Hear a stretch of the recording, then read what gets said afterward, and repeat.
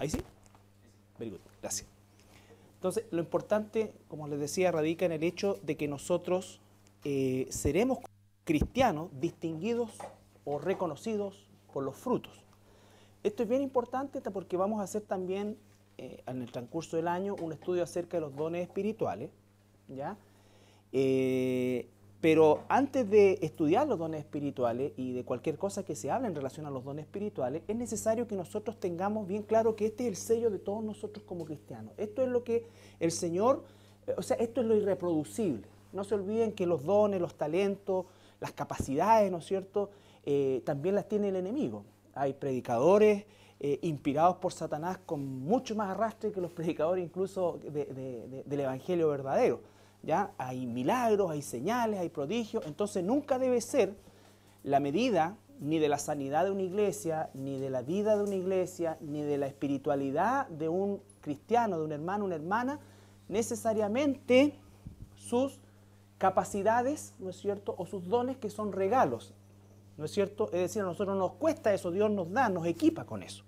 En cambio, el fruto del Espíritu es producto justamente de la fricción, de la lucha que hay entre el Espíritu Santo, que es mi nueva naturaleza, ¿no es cierto?, con mi vieja naturaleza que permanece en una lucha encarnecida en la cual va a haber siempre un vencedor y un perdedor, ¿ya? Entonces, requiere de nosotros justamente ese esfuerzo, esa valentía, esa disciplina y todo aquello que en definitiva va contra nuestra naturaleza humana, que a lo mejor la podemos tener muy bien aplicada en nuestro trabajo, en nuestra profesión, en nuestra actividad, pero cuando llegamos al plano de lo espiritual, todo eso se diluye.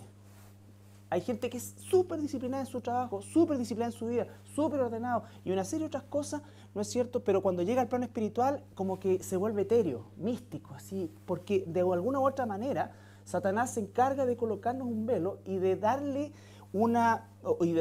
una visión errada, ¿no es cierto?, de la importancia que tiene el hecho de la disciplina espiritual, por ejemplo, ¿ya?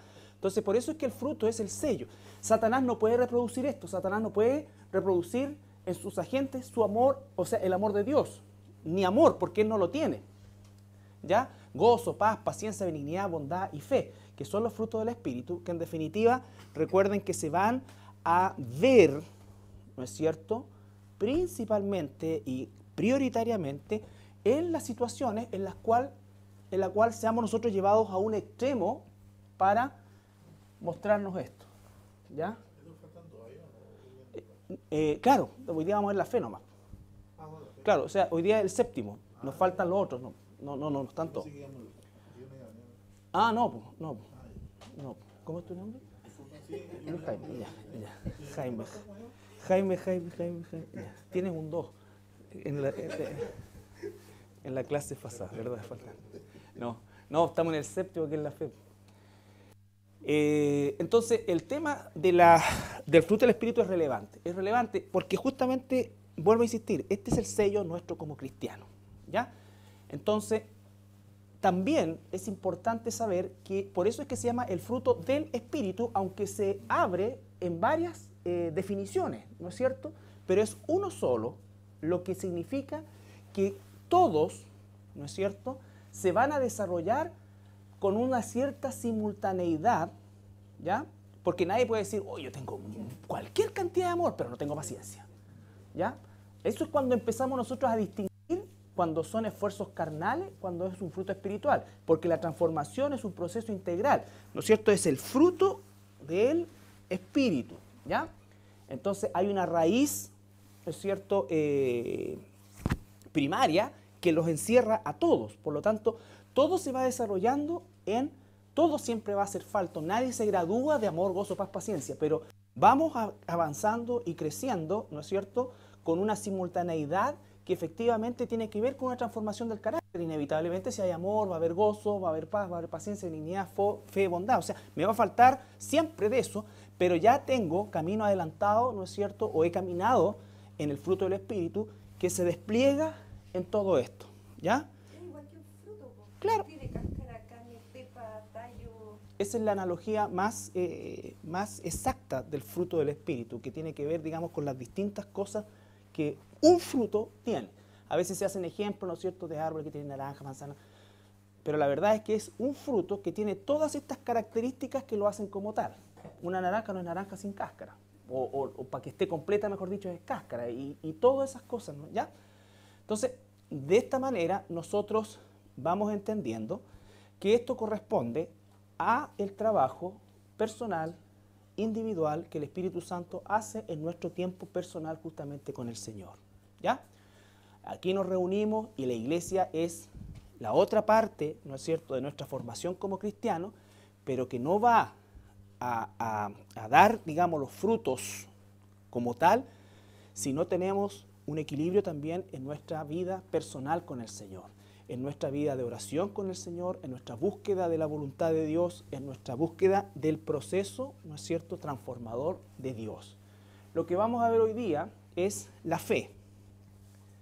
¿Ya? Y vamos a verlo en primer lugar en la definición etimológica de la palabra en el idioma griego.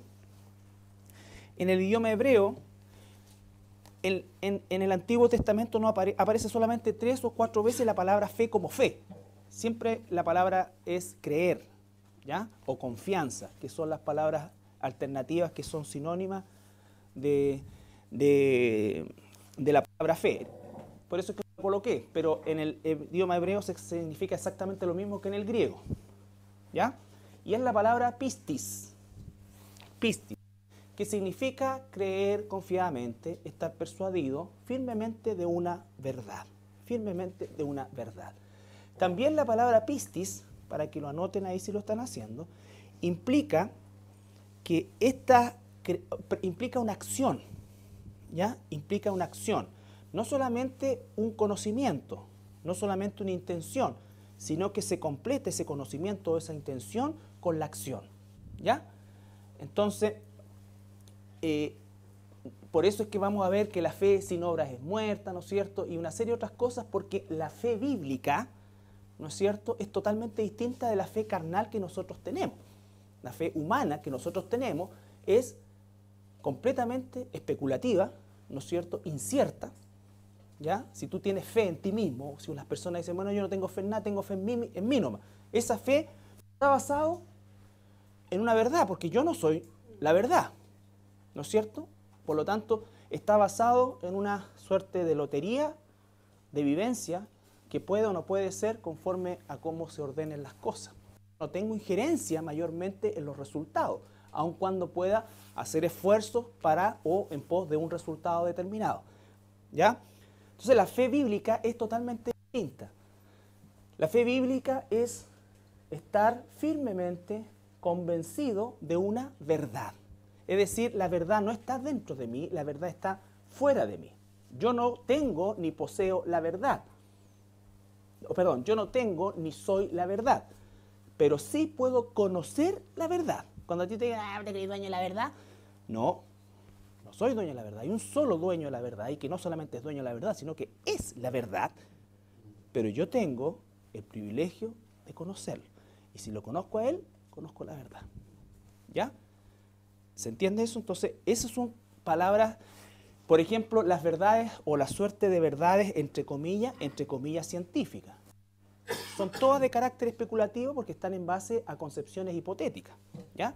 Solo con el tiempo tú vas logrando determinar, en base a la experiencia, una serie de otros eventos, si esa hipótesis llega a cumplirse o llega a ser algo totalmente distinto, rotundamente distinto, ¿ya? O contrario a lo que se planteaba como una verdad hace años atrás o hace siglos atrás.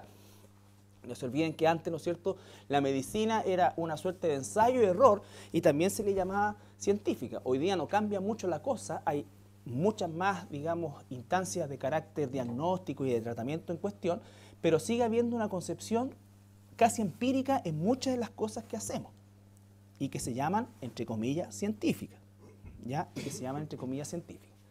Entonces, la fe es importante como fruto espiritual. Por lo tanto, como fruto espiritual significa que la fe puede crecer. ¿Ya? La fe puede crecer. La fe puede ser medida durante la vida cristiana, debe ir creciendo de acuerdo a la relación con Dios. entre más cerca de Él estemos, más relacionados con Él estemos, ¿no es cierto? Más fe tendremos, ¿no es cierto? Nuestra fe crecerá, nuestra medida de fe crecerá. Esto es importante, ¿no es cierto? Y vamos a ver algunos ejemplos en Mateo 17:20. O sea, en la oración uno puede pedir que Dios le aumente la fe. Ahí vamos. ¿Y le aumente la fe para qué? Ahí vamos. ¿Cómo es tu nombre? Luis Jaime. Carlos. Ya. Dale, Mateo 17:20.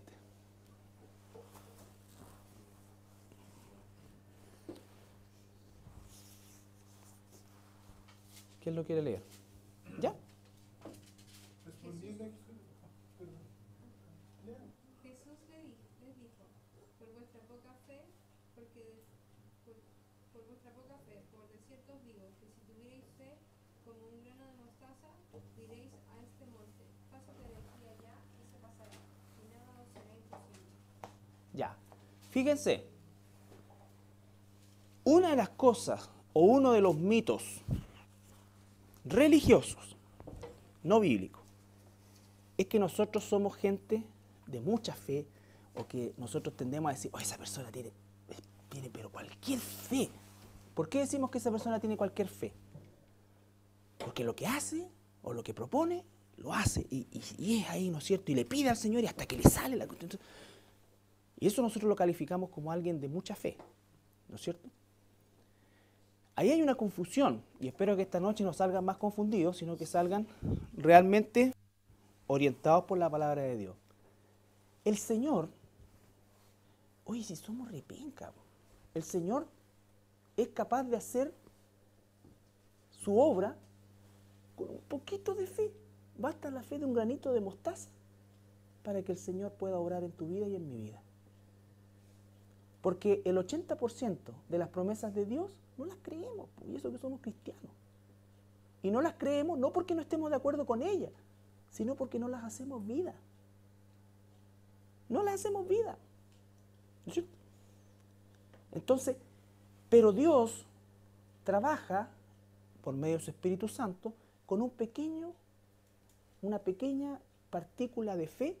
Él, por medio del Espíritu Santo, desarrolla en nosotros ese bendito fruto que es la fe.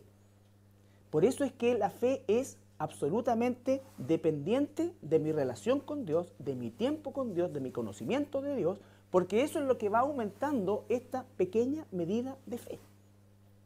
Esta pequeña medida de fe. ¿Ya? Entonces, no necesitamos una gran fe, necesitamos una fe sincera. Para que una persona se convierta, necesita una fe sincera. ¿Qué gran acto de fe hizo el ladrón en la cruz? Ninguno. Ni siquiera dijo, Señor, te reconozco que tú moriste por mis pecados.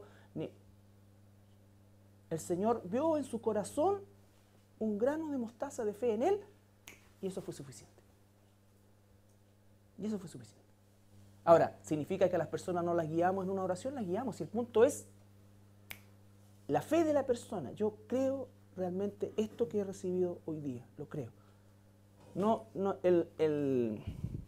El ladrón en la cruz no alcanzó a asistir a ningún estudio bíblico, culto, ni se bautizó. Y estuvo con el Señor en el paraíso ese mismo día. ¿Ya? Entonces, la fe que verdaderamente existe en nosotros es pequeña. Es pequeña. El Señor quiere que esa medida de fe crezca. Crezca.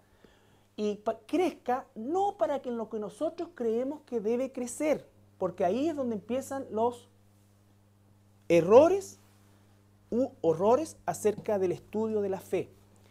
Dios nos pide, ¿no es cierto?, que tengamos esa fe, que le podamos decir. ¿Puedes leer los versículos anteriores, por favor, Marielita? Los dos anteriores.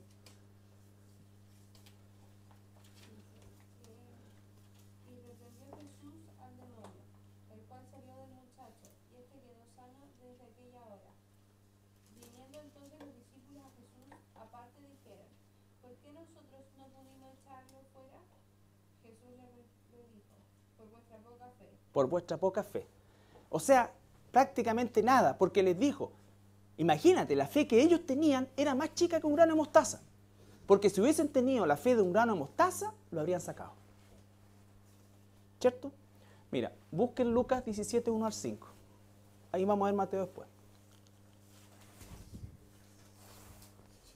¿En qué contexto está el concepto de pedir aumentarnos la fe? ¿En qué concepto? Por favor. Dijo Jesús a sus discípulos: imposible es que no vengan tropiezos, mas hay de aquel por quien viene. Mejor les fuera que se le atase al cuello una piedra de molino y se la arrojase al mar, que hacer tropezar a uno de estos pequeñitos. Mirad por vosotros mismos. Si tu hermano pecare contra ti, repréndele, y si se arrepintiere, perdónale. Y si 7 veces al día pecare contra ti, y 7 veces al día volviere a ti, diciendo me arrepiento, perdónale. Dijeron los apóstoles al Señor: aumentanos la fe. Aumentanos la fe. ¿Cuál es el contexto de aumentanos la fe? Vamos a ver qué es la fe del mundo. En un video que encontró Pablo y que es súper atingente a esta temática. Acuérdate, el contexto es el perdón. Yo en mi carne creo que no puedo volver a perdonar, pero tengo fe que tú, Señor, por medio de tu Espíritu Santo, me renuevas el perdón. Pero aquí se pide fe para puras tonteras. Aumenta la fe. Visualiza el auto que tú quieres. El Señor te quiere esta noche en una casa. Visualiza cuántos dormitorios. Piensa, concéntrate en eso. Eso es el pensamiento positivo. Eso es satánico. Eso es satánico. Dios no nos da fe para eso. Él dijo que Él se iba a preocupar de nuestras necesidades. Pedir aumentar la fe es decir: Señor, otra vez viene esta persona, por quinta, sexta, séptima vez me ha ofendido y viene arrepentido. Yo en mi carne no le cerraría la puerta en la cara, le pegaría un palo. Pero en tu nombre voy a volver a echar la red. En tu nombre sé que tú me vas a dar algo sobrenatural. Y no solamente me va a decir te perdono, sino que lo voy a decir sinceramente y voy a amar a esa persona y voy hasta volver a confiar en esa persona, porque si la persona me vuelve a fallar no es un problema mío, es un problema de la persona. Yo no quiero tener un corazón sucio con nadie. Ese debe ser tu pensamiento y mi pensamiento. Es posible que no volvamos a cometer los mismos errores que cometimos. Oye, si ya es la séptima vez que me hacía el mismo cuento, una cosa es ser manso y otra es ser menso. No vuelvo a repetir ya no.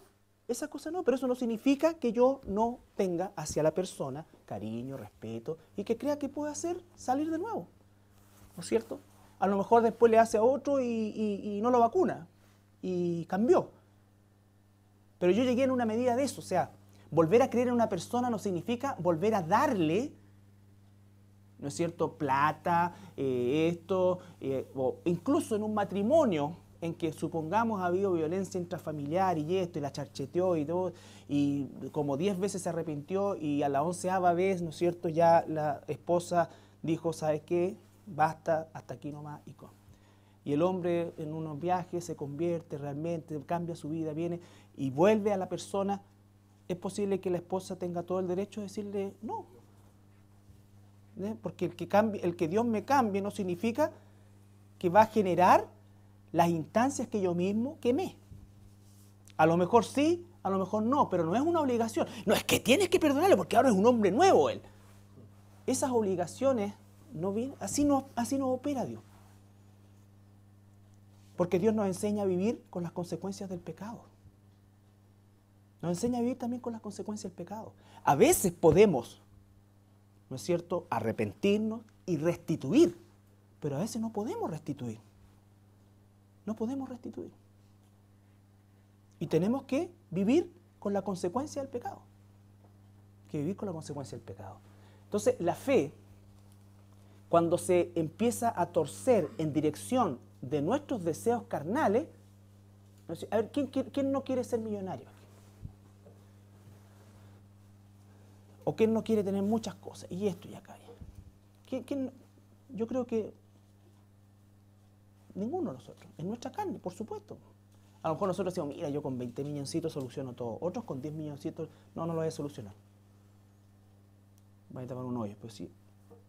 Pero si yo te insto a eso, que si te digo que tú tienes que probar a Dios, que Él quiere abrir las puertas del cielo para llenarte de bendiciones, y yo las enfoco solamente en una situación material, por eso es que los predicadores de la prosperidad, los falsos profetas, jamás citan el Nuevo Testamento, porque todas las personas del Nuevo Testamento eran pobres y nunca cambió su condición.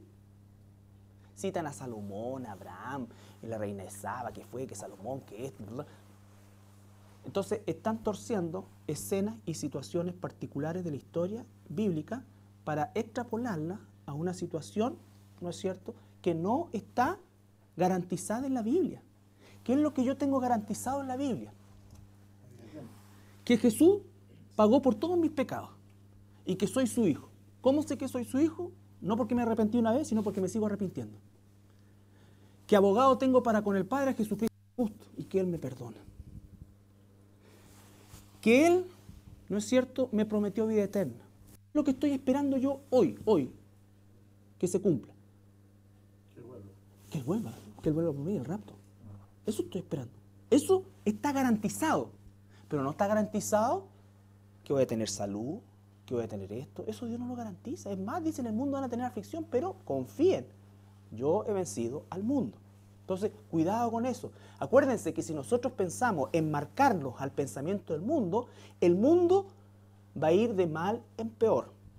Y el escenario se está ordenando cada vez a pasos agigantados, no para la venida de Cristo. El mundo se está preparando a pasos agigantados para la aparición del anticristo. ¿Ya?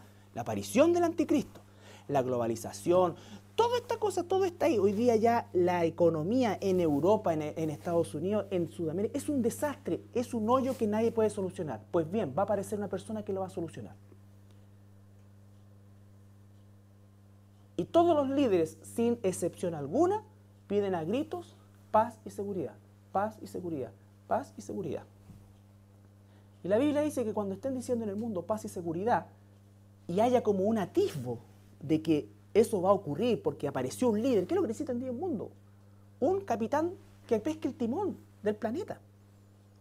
Probaron con el G8, G12, G24, pescaron a la Unión Europea, la hicieron de así, después la dieron vuelta para allá. La zona euro, hay algunos que no pincharon con el euro y están mejor que los que sí, y están tratando de rescatar aquí, rescatar allá, rescatar a España, Grecia, un desastre. Los griegos no van a cambiar nunca, es puro chuparlo. Entonces, al lado de las islas, cuestiones bien, ese no los van a rescatar, no tienen el espíritu trabajador del alemán, de no. Ya. Entonces, pero ahí están, y ellos mismos los insertaron dentro. Entonces, hay a gritos una necesidad urgente, ¿no es cierto?, de un liderazgo ya no regional, ya no europeo, sino que de carácter mundial. Y va a comenzar por las finanzas. Va a comenzar por las finanzas. Y ese va a ser justamente el escenario donde va a aparecer el anticristo. Israel anunció por medio de su premier, Benjamín Netanyahu, que si alguien interviene en su política de defenderse antes que Irán los ataque, porque la única salida que tiene Israel a que no sea destruido por Irán es atacarlo antes que empiece. Pero si lo impiden los otros países árabes e Irán tira los misiles nucleares sobre Israel, Israel tiene un plan que se llama el Plan Sansón. Vale decir que Israel va a pescar toda la fuerza nuclear que tiene y la va a hacer zumbar en el Medio Oriente. Va a desaparecer Israel y Siria, todo. Igual que Sansón. Boto las murallas, muero yo, pero mueren todos. Hasta eso está incorporado dentro del ejército israelí y dentro de la política israelí. Entonces nosotros estamos hablando aquí, que Señor, no me ha salido la cuestión. El mundo se está viniendo a pedazos. El Señor está a las puertas. Yo tengo fe que el Señor está a las puertas. Y por eso nuestra predicación tiene que ir en dirección a preparar al pueblo de Dios. Porque estoy seguro que en esta iglesia y en todas las iglesias cristianas del mundo, sanas y verdaderas, cuando venga el rapto va a haber gente que se va a quedar. Porque este es el tiempo del trigo, la cizaña. En la iglesia hay trigo y hay cizaña. Y si nosotros no aprendemos a distinguirla, y el Señor dijo, deja que crezcan justos, yo al final voy a pegar la cega. ¿Ya? Por eso es que esta época de, oye, ¿qué dijo? ¿Pero cómo dijiste eso? ¿Qué? Oye, ay. Deja que el que está haciendo lo malo, siga haciendo lo malo. Y el que está haciendo el bien, siga haciendo el bien. ¿Tenemos que confrontar las cosas? Por supuesto que tenemos que confrontar las cosas, pero no pensemos que esto se va a solucionar, esto va a empeorar. O sea, ¿o qué creíamos que la iglesia es Disneylandia? En la iglesia hay lobo, hay mazacuatos, hay corderos, ovejas. Y Él va a sacar a la luz todo eso. ¿Qué es lo que estoy esperando yo? ¿Qué es lo que tienes que estar esperando tú como un hijo, una hija de Dios? Viviendo en santidad. Por eso hemos estudiado más de un año la santidad, hombres y mujeres. Sí, otra vez la santidad, le escuché a uno la otra vez. Muéstrame el diploma que diga graduado de santidad. Realmente uno tiene que tener gracia a veces. ¿De qué vamos a hablar? Para eso necesito que el Señor me aumente la fe. Que el Señor me aumente la fe de que va su Espíritu. Me tomo de la palabra que dice, Él comenzó la buena obra en mí y Él la va a terminar. ¿Cuál es la buena obra? Transformarme al carácter de Cristo. Porque mi naturaleza carnal es depravada, caída, mala. Pero tengo una naturaleza espiritual que es más poderosa, pero tengo que esforzarme para que esa naturaleza espiritual oprima, comprima, apriete a mi naturaleza carnal, hasta el día en que el Señor me libere. Hasta el día que nosotros no sabemos lo que es vivir sin pecado. Un día vamos a tener un cuerpo glorificado donde no va a haber influencia, ni presencia, ni nada del pecado. Y a algunos cristianos les va a costar harto acostumbrarse a eso porque no lucharon contra eso. Si nos estamos preparando para evitar la eternidad. No estamos preparando para evitar la eternidad. Esa es la fe que tenemos. Hacemos las cosas que hacemos, trabajamos fuertemente. ¿Por qué? Porque son los lugares donde nosotros tenemos que predicar el mensaje de Jesucristo. Pero por favor no pongas tu esperanza en nada de la tierra. En nada de la tierra. En nada, en nada, en nada. Haz todo lo que tengas que hacer bien por causa del Señor. Por causa del Señor. Entonces, la fe del mundo es más o menos como esto. A lo mejor algunos lo han visto.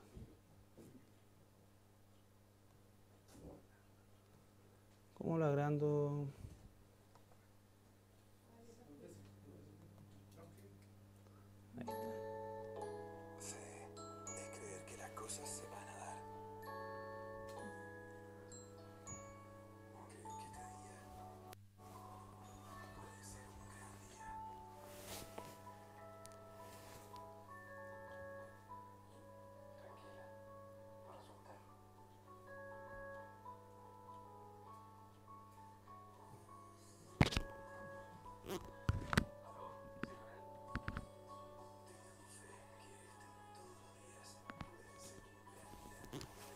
Esa es la fe del mundo. Por eso es que se decepciona tanto de Dios. Po. Le pedí tanto a Dios por este trabajo y no me lo dieron. ¿Y quién te garantizó que te lo iban a dar? Dios no ha garantizado nada de eso. Le pedí tanto a Dios por mi hijo y se murió igual. ¿Quién te garantizó que no iba a pasar eso? ¿Tenemos acaso los cristianos un escudo especial, distinto? El mundo nos ataca igual, la enfermedad nos ataca igual. La depresión económica nos ataca igual. La injusticia social nos ataca igual. ¿La vamos a solucionar con un paro, con movimiento, con cosas? El cristiano sabe que no. No puede esperar nada, nada del mundo. Es impresionante cuando uno ve la historia contemporánea, por ejemplo, de este país, y la gente es realmente ciega, sorda, muda, tonta, todo. Los mismos que hoy día están manipulando y orquestando las cuestiones, cuando pasaron los videos del no y esa cosa, eran los mismos con el pelo bien negro, jovencitos. Y ahora están viejos, caducos y siguen ahí mismo. La oposición y el gobierno. Y después otro es gobierno y otro oposición. Exactamente los mismos. Se aprofitan de todos nosotros. La Biblia, ¿qué me dice a mí? ¿En qué creo yo? Que los gobiernos humanos se enseñorean de nosotros. Eso es lo que creo. Por lo tanto, no pueden tener bajo ningún punto de vista mi confianza. Pero sí mi respeto. Por causa del Señor, respeta a las autoridades. Ahí viene.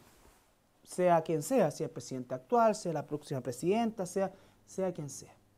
Por eso es que el cristiano no participa de política partidista. Porque es imposible que a través de este molde que Satanás, ¿no es cierto?, hizo para encapsular y nublar la mente del ser humano. Eso es lo que la Biblia llama mundo. No amen el mundo. Vale decir, no le entreguen su esperanza, no le entreguen sus anhelos, no le entreguen sus sueños al mundo. Aunque estamos en el mundo, no somos del mundo. El único propósito por el cual nos mantiene en el mundo el Señor es para que seamos sal y luz, ¿no es cierto? Para que prediquemos la palabra. Y cuando nos dice, aumentanos la fe, lo dice en función de que Pedro estaba esperando cuando le preguntó, Señor, ¿cuántas veces tengo que perdonar a mi hermano? Pedro estaba esperando que el Señor le dijera un número. Para decir, ya, 14, voy en la 13. Una más y te la doy. ¿No es cierto? La fe.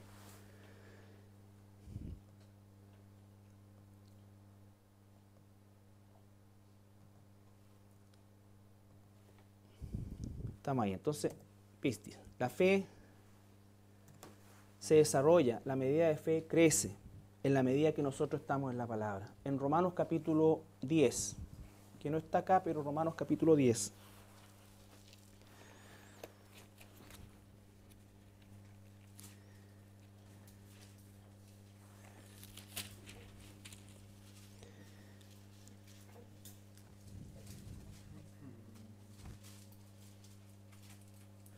Capítulo 10, versículo 15, 16 y 17.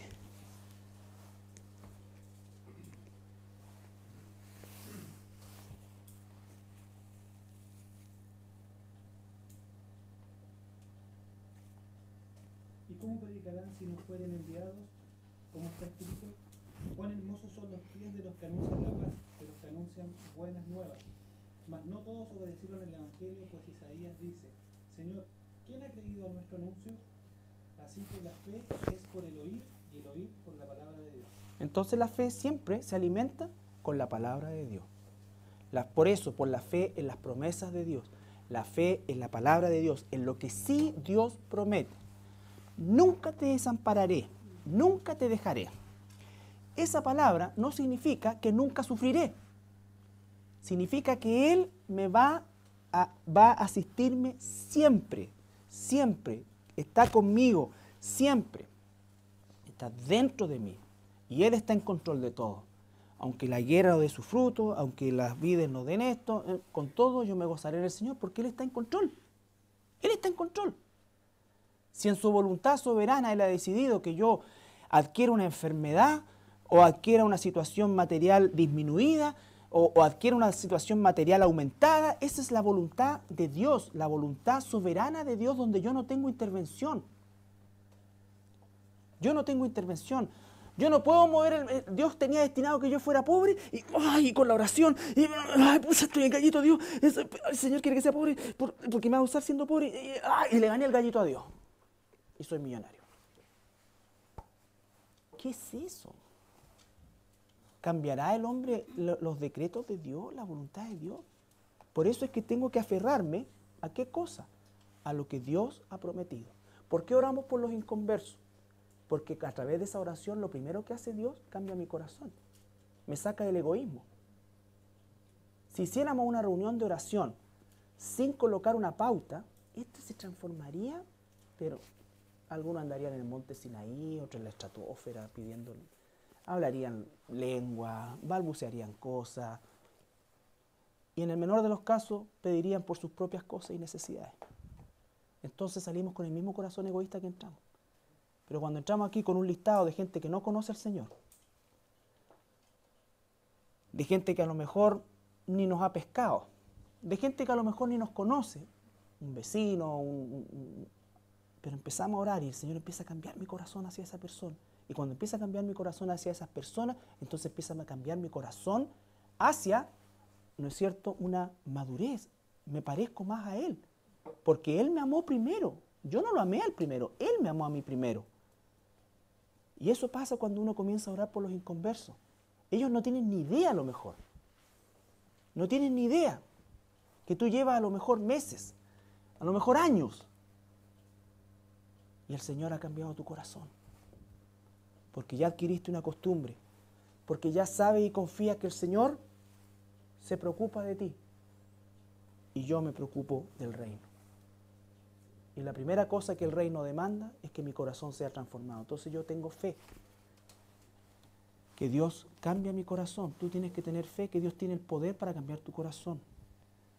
Yo hoy día no tengo perdón, puedes decir tú, pero tengo fe en que Dios me lo va a dar. Y no va a ser una cosa instantánea quizá, va a ser una cosa que va a llevar tiempo, pero se va a producir. Se va a producir. La fe tiene que ver con la revelación más de Cristo en nuestras vidas. O sea, Exacto. en la medida que, porque es más importante en quién tenemos depositado nuestra fe, el objeto de nuestra fe que es Cristo. Eso es. Y en la medida que Él se revela más en nuestras vidas, nosotros vamos a ir entendiendo que el poder no está en nosotros, sino que el poder es en quien está en Él. Exacto. En sus cualidades, y sus cualidades es perdonar, en su carácter. Uh-huh. Y como vamos a ir teniendo cada vez más carácter, el carácter de Cristo en esta relación más íntima con Dios, nuestra fe, entre comillas, va creciendo, pero no porque vaya creciendo en cantidad, sino que porque el carácter de Cristo Exacto. es más revelado en nosotros. Exacto. Y nosotros podemos reflejar más de Él hacia afuera. Exactamente. No sé si- Sí, perfecto. Dice que sin fe es imposible. Eso, vamos a llegar ahí. Y ese es el punto. Porque cuando nosotros vemos una cara de la fe, cuando yo estoy frente a una persona, a un hermano enfermo, vengo y digo, realmente, ¿cuál es la voluntad de Dios? Si la voluntad de Dios es sanidad, yo te pido, Señor, por favor, que se la otorgue. Que se la otorgue. Y que tu nombre sea glorificado en esta sanidad. ¿No es cierto? Yo te ordeno en el nombre del Señor, demando tu sanidad.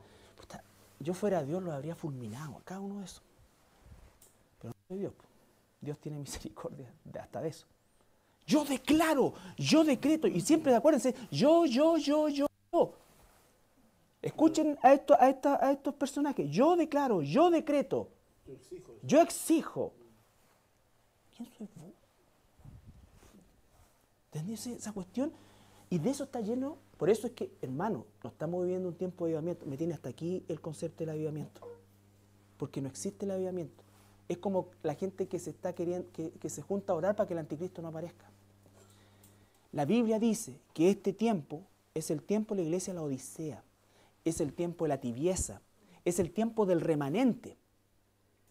Cuando la iglesia, en su última etapa, ¿no es cierto?, antes de entrar en la decadencia total, el Señor se la va a llevar.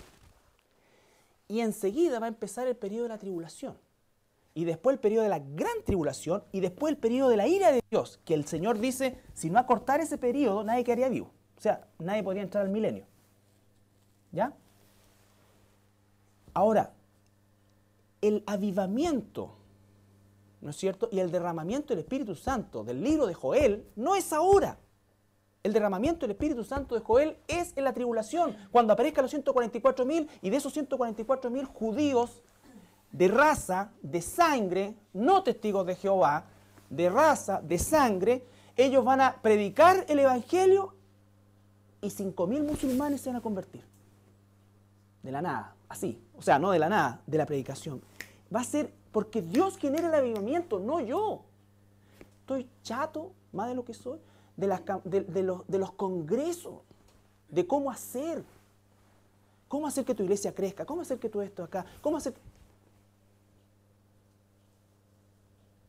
Y todos son puros intentos humanos, puro esfuerzo carnal, que puede ser bien intencionado, no estoy juzgando la intención. Eso es leer mal los tiempos que vivimos. Jesús dijo, el día y la hora nadie lo sabe, eso es una realidad absoluta. Pero lo que sí es realidad también absoluta es que el cristiano, verdaderamente entrenado en la palabra de Dios, sabe el tiempo que está viviendo. Sabe el tiempo que está viviendo. Sabe leer las señales bíblicas. Sabe que desde el 14 de mayo de 1948, en que en un día se constituyó la nación de Israel, tal como el profeta Isaías lo dice, comenzó un periodo final para la tierra. Y todo es absolutamente coincidente. Y yo tengo fe en la palabra de Dios. Y eso es lo que veo. Yo tengo fe de que a pesar de que hay un periodo de apostasía, cada iglesia cristiana en el mundo tiene un remanente. Y yo espero ser de ese remanente hasta que me muera o que el Señor me lleve. Y espero que nosotros seamos también ese remanente. Si quisiéramos tener 1000 personas acá, retórica nos sobra. Bastaría aguar un poco la cuestión, meterle un poco de catolicismo romano, hacer una sopa bien aguachentita, se llenaría. Pero si los ministerios falsos, hermano, 60.000 personas escuchando, siguiendo y comprando los libros de un tipo que dice que no hay infierno, que él en realidad no se mete a juzgar si es que un hinduista muere como hinduista y se va a ir al infierno, no, él no se mete en eso, que él no es un predicador, que él es un animador, que él no está para hacer sentir mal a la gente, que él está para animar a la gente porque ya han tenido una semana difícil en el trabajo, en la cuestión, entonces que vayan el día domingo con ganas, que se rían, que salga un gil, ¿no es cierto?, que les cuente chistes cristianos y mucha música y y todos salen. Eso es lo que la gente quiere. Lo que la carne quiere, lo que también yo quisiera, en mi carne. Si no es grato, ¿no es cierto?, exhortarme a mí mismo, exhortarnos a nosotros, pero no es una exhortación de juicio, es una exhortación para que nos despabilemos. Porque a veces también como pueblo de Dios nos empezamos a perder en la juguetería donde nos tiene Satanás o en las niñerías que ocurren dentro de una iglesia o dentro de un ambiente, dentro de un medio. Esto es mucho más grande. Vamos en una dirección totalmente ya trazada. Inexorable y trazada. Yo tengo fe en eso. Y le pido a Dios que aumente mi fe para vivir conforme a esa verdad que está en su palabra. La verdad que está en su palabra en este momento es que vivimos un tiempo de apostasía, en que estamos, ¿no es cierto?, viviendo una etapa en la cual el mundo se prepara para que aparezca el anticristo, y si el mundo se prepara para que aparezca el anticristo, yo me preparo para recibir a Cristo, para que Cristo me saque de aquí. Es la preparación inversa.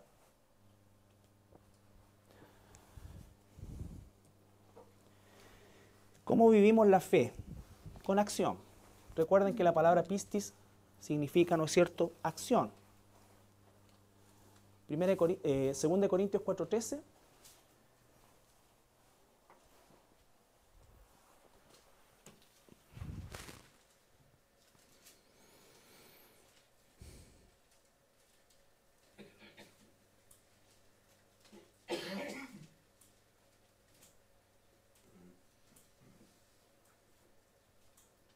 No estoy diciendo con esto que no puedo orar ni debo orar si estoy enfermo. No estoy, la Biblia no nos dice eso. Pero lo que estoy diciendo es que no está garantizada la sanidad de alguien por el solo hecho de orar. Sinceramente. ¿Ya? Porque si no, los cristianos no moriríamos. Seríamos Highlander. Pero teniendo el mismo espíritu de fe, conforme a lo que está escrito, creí. Por lo cual hablé, nosotros también creemos. Por lo cual también hablamos. Conforme a lo que está escrito. Lo que está escrito. Está escrito que va a aparecer el anticristo, está escrito que esto va a suceder, está escrito que la iglesia va a ir en una decadencia, está escrito en que el mundo va a ir en esta dirección, está escrito todo eso.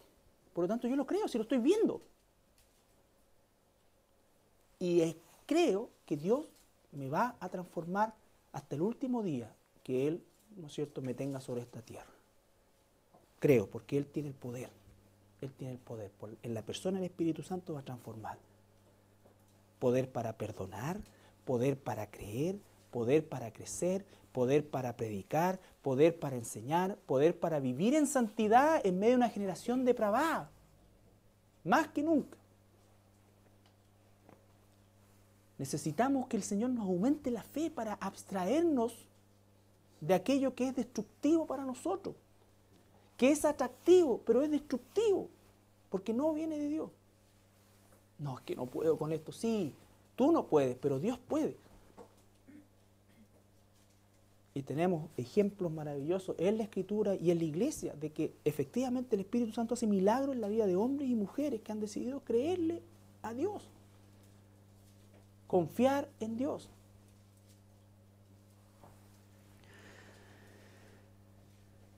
Santiago 2:17.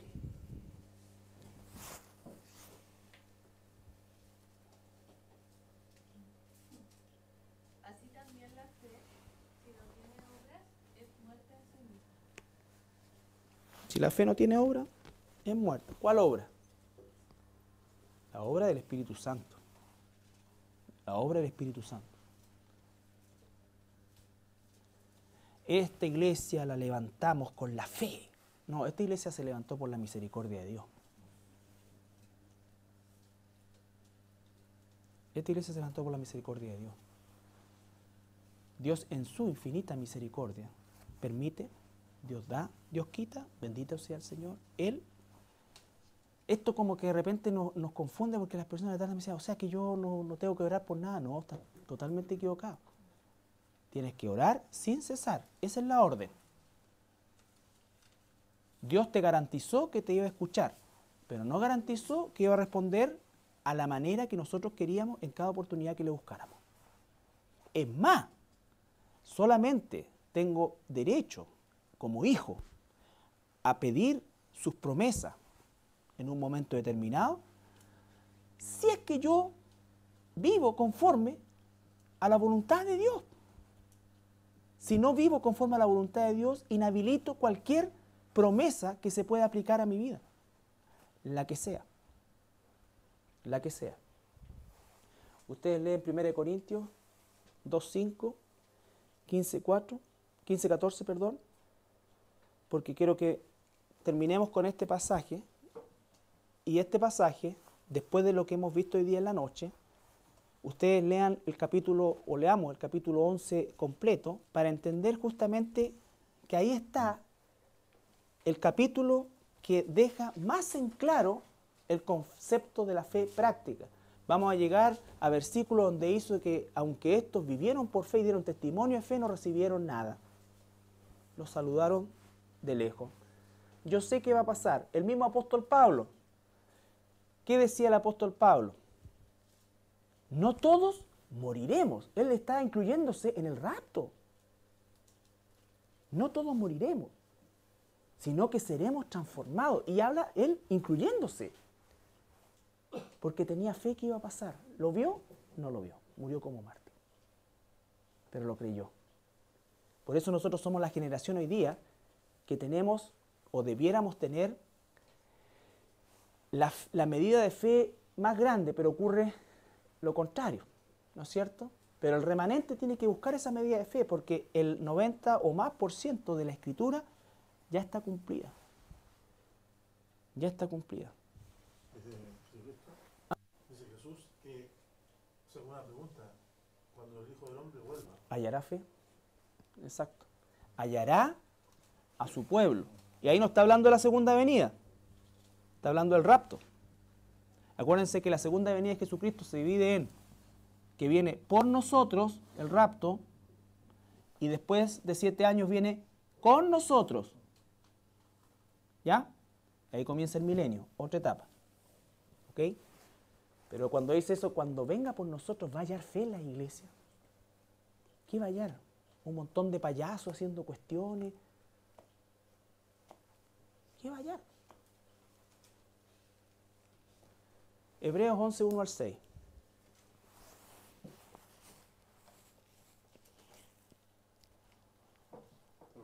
Ya. Es pues la fe, la certeza de lo que se espera, la convicción de lo que no se ve. Porque por ella alcanzaron buen testimonio los antiguos. Ahí está, primera parte. Fe dice que es certeza y convicción de lo que no se ve, pero usa dos palabras que el mundo no puede usar en el mundo, su fe, porque el objeto de su fe no es Jesucristo, por lo tanto, en lo que crea No tiene certeza. no tiene certeza, es todo especulativo. Es todo especulativo. En cambio, el cristiano tiene certeza, convicción. ¿Ya? ¿Por qué? Porque como decía Marcela, el objeto de nuestra fe es Jesucristo y nos revela su palabra. Entonces, en nosotros hay certeza y convicción. Y por esa convicción y por esa certeza, alcanzar un buen testimonio, dice lo antiguo. Por la fe entendemos haber sido constituido el universo por la palabra de Dios. Acuérdense que los pseudocientíficos están tratando de ver cómo se formó esto. Y Dios dice, yo lo hice. Y te dejé todo de ahí en adelante para que tú creyeras que yo lo hice. El Señor dijo que sean los árboles, que sea esto, que sea esto, que sea esto. Que es primero la gallina, después el huevo. Primero el árbol, después la semilla. Entonces, el proceso debiera llevarnos a nosotros a entender que Dios existe por el solo hecho de ver el orden de la naturaleza. Pero el hombre está tratando de buscar cómo es que se hizo ese árbol. Cuando Dios le dijo ya que Él lo hizo y le dio la forma en cómo se iba a reproducir. Igual que el mundo siempre buscan quién fue primero, la gallina o el huevo. Exacto. Y la Biblia dice clarito que fue la gallina, Es la gallina. el animal, Exacto. Y la gallina el ave. Dice. colocará. De modo que lo que se ve fue hecho de lo que no se veía. Por la fe, Abel ofreció a Dios más excelente sacrificio que Caín, por lo cual alcanzó testimonio de que era justo, dando Dios testimonio de su ofrenda, y muerto aún habla por ella. Acuérdense que cuando Adán y Eva pecaron, ellos se trataron de cubrir por su cuenta con hoja. ¿Cierto? Dios no aprobó eso, porque los cubrió de pieles de animales, lo que significa que ya hubo un sacrificio, un derramamiento de sangre de por medio. Sin derramamiento de sangre no hay remisión de pecado. Y eso lo sabía perfectamente Caín y Abel. ¿Por qué fue más excelente el sacrificio de Abel? Porque Abel creyó eso, creyó que no hay forma de acercarse a Dios como pecador sin que haya remisión por ese pecado. ¿Qué es lo que creyó Caín? Que él podía pagar. Caín es el primer religioso de la humanidad. El primer religioso de la humanidad. Caín dijo, no, aquí está, Señor, lo mejor de mi trabajo. ¿Qué te parece? Como si Dios comiera fruta. Eso es exactamente lo que hoy día el siglo XXI se ve, ¿no es cierto? Y usted, Señor, está acá. Bueno, vengo a pagar una manda. Entonces, cosa que después me levanté, me sangré, lo pagué. No te debo nada, Dios. No te debo nada. Ya pagué. Es el mismo pensamiento. Por eso es que todas las religiones, la que sea, todos los sistemas de religión, todos los sistemas de pensamiento religioso, parten de la base que el ser humano es capaz de algo. Que en el ser humano hay algo bueno. Y el cristianismo parte del extremo opuesto. No hay nada bueno. Está todo malo y estoy completamente perdido. No importa que te hayan dicho el pan de Dios de aquí de la antena. No, eres totalmente perdido, total y absolutamente perdido. Y total y absolutamente necesitado de la salvación de Jesucristo. Entonces, cambia totalmente eso. Porque la gente dice, no, ¿cómo va a ser así nomás? ¿No es cierto? Y eso esconde orgullo. ¿Por qué? Porque finalmente le queremos decir a Dios, no me moleste porque ya te pagué. El otro año te vuelvo a pagar de nuevo. Si es que hay otro año. Y esa es la base de todas las mandas, las velas, las cosas, todo. Todos los sistemas religiosos. Los testigos de Jehová, ellos cuando tú los rechazas o con cualquier otra, para ellos son rayitas de oro en su proceso. Porque la intención de ellos no es que la gente se convierta, sino que cuántas casas logran ellos visitar o llegar. ¿Ya? Entonces, porque saben que el grueso va a ser un rechazo, porque el interés del testigo de Jehová no es la salvación de las personas, sino que el interés del testigo de Jehová es el progreso de sus obras. Claro, porque nunca van a una casa y golpean y dicen, ¿sabe usted cómo se puede salvar? Claro, Nunca, no, jamás. no, Uno pregunta, uno dice, ¿cómo se salva uno? claro. Porque Bueno, sí, haciendo esto. No, porque Jesucristo, eso sí, Jesús vino a eso, pero ellos jamás dicen, esta es la forma de que se van a salvar. y Este que es el plan de Jesús lo va- y que salvación. Jesús lo va a salvar, Exacto. que Jesús es Dios. Entonces la fe es la convicción de lo que se espera, la certeza de lo que no se ve, ¿no es cierto? Por fe alcanzaron esto, nos da el ejemplo de Abel, y ese ejemplo de Abel sigue hablando hasta hoy en nosotros, porque nosotros creímos justamente porque nos fue contado, y ahí nos fue contado por justicia, al igual que Abraham, el padre de la fe. Y dice después finalmente, Por la fe, Enoc fue traspuesto para no ver muerte, ya, y no fue hallado porque lo traspuso Dios. Y antes que fuese traspuesto, tuvo testimonio de haber agradado a Dios. ya. ¿Cuántas otras personas de la Biblia agradaron a Dios? Muchas más. De hecho, pero Enoc es uno, ¿no? Voy a agradar a Dios para que me trasponga. Voy a agradar a Dios para que me trasponga. Voy a agradar a Dios para que me trasponga. En el nombre del Señor, yo quiero que sea traspuesto como Noé, como Enoc. Porque si lo hizo con Enoc, también lo haga conmigo. ¡Ah! Esa es Bueno, de todas tontera. maneras, fueron 2 hombres solamente los traspuestos, ¿verdad? Sí, Elías y Noé, claro. O quiero que aparezcan los carros de fuego. Pero Enoc es como... Bueno, se fueron. Claro. Entonces, O sea, Elías se vio cuando se fue. sí, Enoc no se vio. O no se registra. El tema es justamente que yo no puedo tomar un texto y llevarlo a un extremo y hacer a la gente, ¿ves? Como Salomón, esa noche, Dios le preguntó, hoy te pregunta a ti qué es lo que quieres. Y eso, entonces la gente sale y haz pacto con nosotros. Imagínate, el hombre hace pacto con Dios.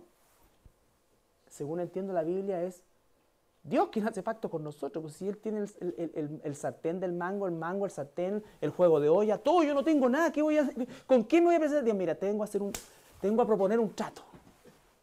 ¿Qué te parece si yo hago esto y tú me das esto otro? Pero, por eso la gente, y cuando caen las papeletas, la gente estúpida, no puedo decir otra cosa. ¿Cómo yo voy a pactar? ¿Cómo yo voy a llevar a Dios a un trato a mi terreno? Pero lo hace. Eso parece que Y pon fe en eso. demuestra el ego grande que hay ahí. Lógico. Sentirme superior a Dios. digamos. O a lo menos a esta distancia. ¿No? Te propongo un trato, Señor. Voy a pactar contigo. Y le ponen tiempo, o sea, pacta en 30 días. Pone a prueba a Dios. Es una vergüenza. ¿Y el último versículo? Pero sin fe es imposible agradar a Dios. Recuerden, la fe que hemos estado analizando un poquito hoy día, esa fe puesta en la palabra de Dios, en la obra de Dios, en lo que Dios dijo, en el plan de Dios. Esa es la fe. Esa es la fe que vence al mundo. No la fe que me acopla al mundo, la fe que vence al mundo. Y esa es la fe sin la cual yo no puedo agradar a Dios. ¿Ya? Porque es necesario que el que se acerca a Dios crea que le hay, Ujú. que es galardonador de los que le buscan. La pregunta es, ¿para qué le busco? Ahí está. Por eso, todos esos versículos sacados del contexto son justamente el pretexto para hacer todo este tipo de manifestaciones y de direcciones totalmente equivocadas. Y que, por cierto, la gente le va a seguir. Si te van a decir, pero usan la Biblia. Pero leen la Biblia. Satanás, cuando tentó a Jesús, no usó el Corán. Todavía no existía. Usó la Biblia. Y si tuvo el arresto de tentar al creador del universo con su propia palabra, ¿qué nos queda para nosotros? ¿Qué nos queda para nosotros? Ya. ¿Estamos? Así que nada de estar pactando ni... ni danzando a pie pelado adentro de la casa que quiero tener. Sí, pues sí. Habían hermanos que estuvieron alguna vez acá. Bueno, y ellos decían, pero pastor, usted lo que tiene que hacer es ir y entrar en el terreno que quiere, sacarse los zapatos y danzar y declarar que eso es suyo.